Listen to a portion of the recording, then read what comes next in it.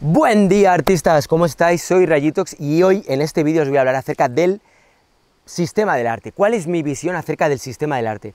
¿Cómo funciona este oscuro entramado en el cual, pues eso, hay muchos artistas que se dejan el culo para poder formar parte de él, personas que lo critican, que lo denostan, personas que lo adoran, personas que viven de él, en fin, hay un montón de cosas de las que se puede hablar respecto al sistema del arte.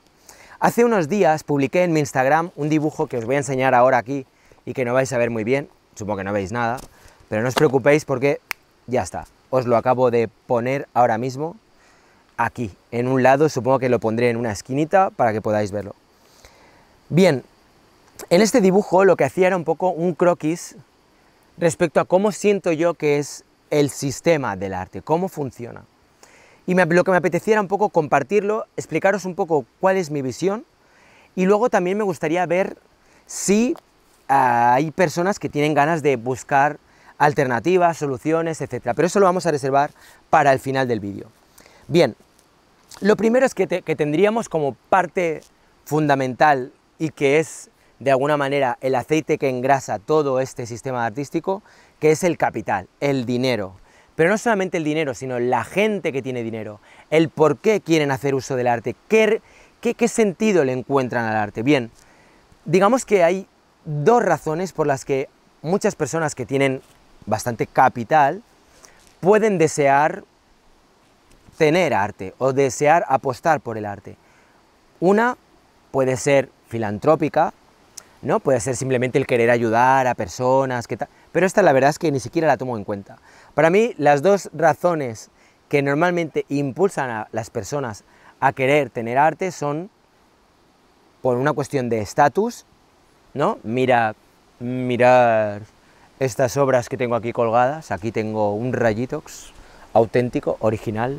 Aquí tengo un Picasso, aquí tengo un Dalí, aquí tengo, bueno, en fin, me entendéis. Y luego, por otro lado, estaría el tema de la especulación. Fíjate, me compré este cuadro que me lo vendieron por 200 euros y ahora vale 14.000. Vale. Todo este impulso que lleva a muchas personas a querer poseer arte hace uso de lo que podríamos llamar el mercado del arte. Y ojo, porque el mercado del arte es una parte que de alguna manera articula y condiciona todo lo demás, todo lo que conocemos respecto a lo que vendría a ser, por ejemplo, el arte contemporáneo, pero que yo creo que por ende también podría ser aplicable al arte en general. El mercado del arte, que está compuesto por personas que podrían representar el capital, por ejemplo, pues coleccionistas, inversores y toda esta gente que están ahí alrededor, de alguna manera lo que hacen es alterar la percepción histórica que tenemos del arte. ¿Cómo se hace eso? Pues muy fácil.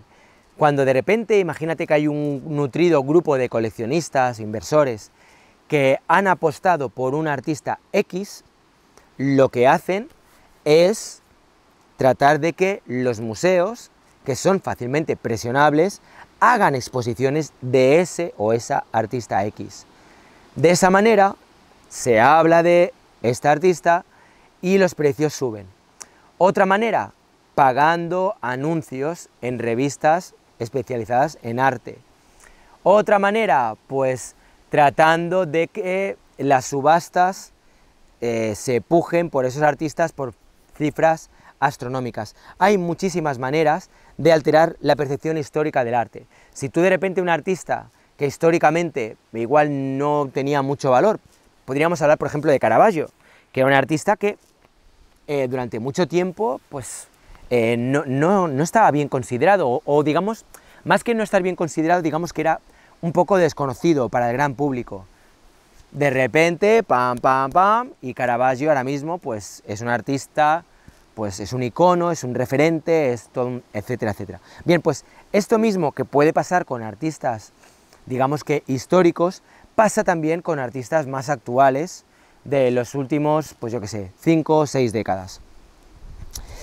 Digamos que alterando esta percepción que podemos tener histórica de lo que ha sucedido a lo largo de la historia del arte, pueden generar artistas consagradas o consagrados. Bien, los artistas consagrados, los hay que se han consagrado en vida y los hay, como podría ser el ejemplo de Van Gogh, que es muy conocido, que se han consagrado a posteriori, ¿no? Cuando ya han fallecido. Bien, los artistas consagrados que están vivos o vivas se hacen consagrados gracias, como os decía antes, a los museos que perpetúan su estatus, gracias a los medios y los críticos de arte que de alguna manera también condicionan la percepción que tenemos y promocionan el estudio y la divulgación de su obra, y por otro lado, como os decía antes, las casas de subastas. Bien, cuando de repente tenemos estos artistas consagrados, lo que suele suceder es que muchas veces, de manera natural y otras de manera artificial, lo que se hace es generar ismos para poder agruparlos o agruparlas. De esta manera, lo que tenemos es una historia del arte donde hay figuras emblemáticas, artistas que han llegado al Olimpo, al estatus, y por otro lado tendríamos ismos que se estudian en las escuelas de bellas artes, que se estudian, pues yo que sé, en cualquier tipo de disciplina artística, donde de alguna manera lo que quieres es saber qué es lo que ha pasado con la historia del arte.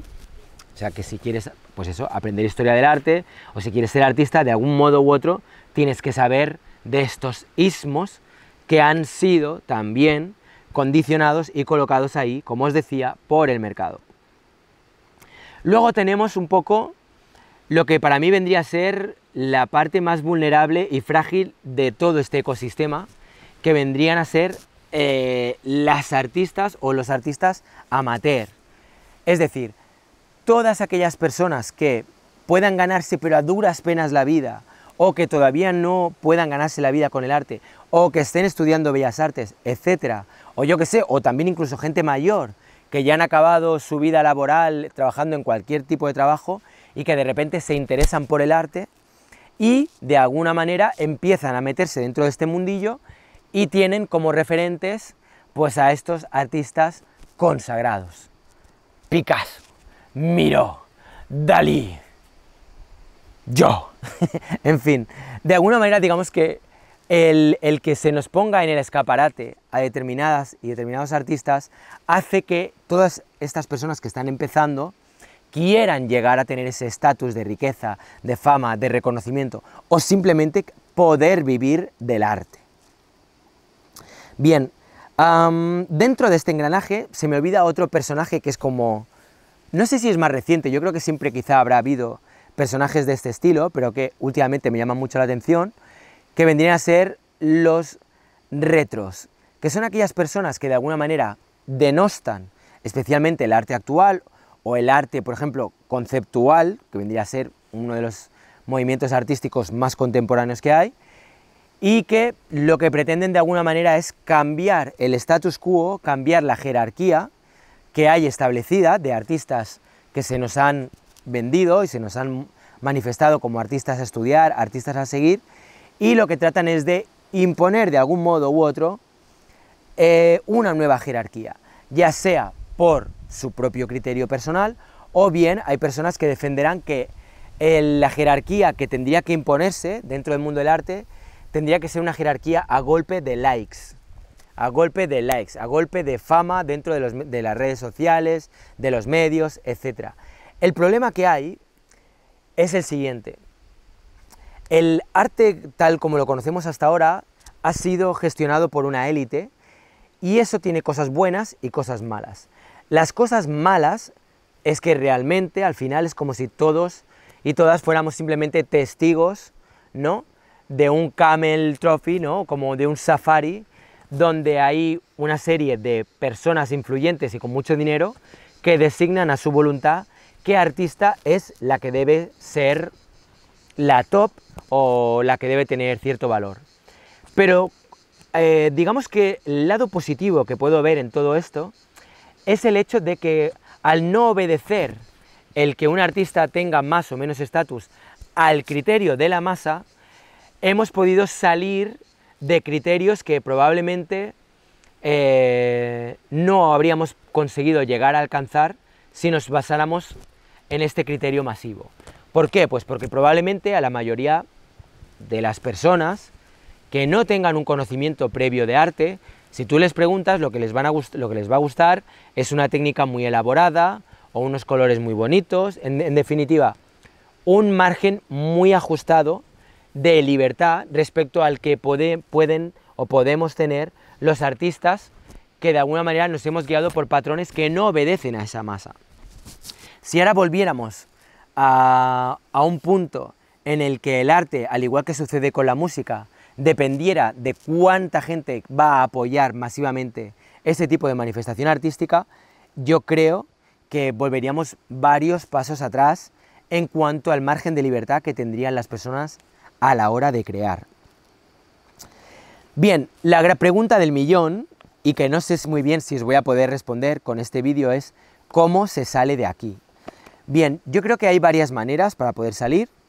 Una es quizá la creación de circuitos alternativos, aunque creo que corre el riesgo de simplemente acabar reproduciendo lo mismo que hay a gran escala, pero en pequeña escala, y esto, por ejemplo, podríamos verlo de algún modo, podríamos establecer algún tipo de metáfora o comparación con lo que sucede con las grandes ferias de arte y cómo hay pequeñitas ferias de arte que de alguna manera orbitan alrededor. Pero eso no quiere decir que el sistema sea distinto, simplemente se trata de un tema de escala. Otra manera sería pues que de repente las personas que hacen arte buscaran el financiarse no tanto a través del coleccionismo de sus obras, como a través de, o bien, mecenas globales, es decir, rollo Patreon, o por ejemplo en YouTube. Yo, por ejemplo, aquí en mi canal tengo la opción de que te puedas hacer miembro. Cuando alguien se hace miembro, lo que hace es poner una pequeña cantidad, que puede ser 1 euro, 2 euros, yo qué sé, una cantidad mínima, y apoyar de esa manera el trabajo de ese artista o de esa artista porque crees en lo que hace, porque te gusta lo que hace, porque te contenta, porque te hace sentir bien, por lo que sea. A ver, ostras, la rama. Bueno, en fin, esperad un segundo que se me ha ido aquí la hoja esta, a ver si la puedo recuperar. Vale. Bueno, pues eso, de alguna manera eso creo que podría ser una alternativa para escapar de todo este circuito del que hablaba antes.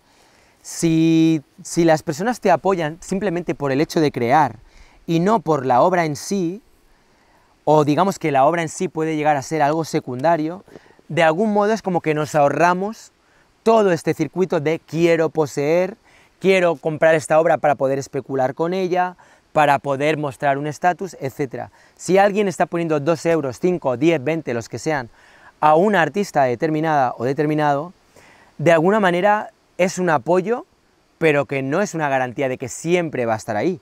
O sea, el artista se lo tiene que currar. O sea, esta dinámica de los artistas de antes, ¿no? Que es como que llegaban al Olimpo y prácticamente cualquier cosa que hicieran ya valía, en este nuevo paradigma no funcionaría así, porque tienes que estar siempre ahí al pie del cañón para que las personas que están apoyando por tu trabajo quieran seguir haciéndolo porque de alguna manera se identifiquen contigo o porque vean que estás trabajándotelo o lo que sea. Entonces, esta podría ser una posible alternativa. Pero ¿sabéis lo que me interesaría y lo que me gustaría más? Que tú, que estás viendo ahora mismo este vídeo, en los comentarios me dijeras cuál es tu alternativa, cuál es tu visión, cómo crees que se podría hacer. Me encantará escuchar todo lo que tengáis que decir al respecto. Y nada, quizá de aquí sale alguna cosa interesante y de repente empezamos a generar un nuevo tipo de movimiento, una nueva manera de concebir el arte contemporáneo. Creo que, al margen de todo esto que he dicho, quizá cabría replantearse el reescribir la historia y tratar de buscar una manera de reescribir la historia sin tener que pasar por los filtros con la que hemos concebido la historia hasta ahora. Por ejemplo, hay acciones que he visto en contra de Picasso. Quizá, imaginaros, igual dentro de 10 años Picasso está completamente denostado por su visión, digamos, más machista o las relaciones que tenía con las mujeres. Quiero decir, nuestra visión del arte, nuestra visión del arte, ya no solamente de las figuras consagradas, sino del arte en general, creo que es moldeable, es maleable. Podemos de alguna manera cambiarla, podemos recrear o de alguna manera reconfigurar nuestra visión tanto histórica del arte como del arte actual. Bueno, ahí queda mi invitación, espero que os haya gustado este vídeo, que os sirva para reflexionar, para darle vueltas.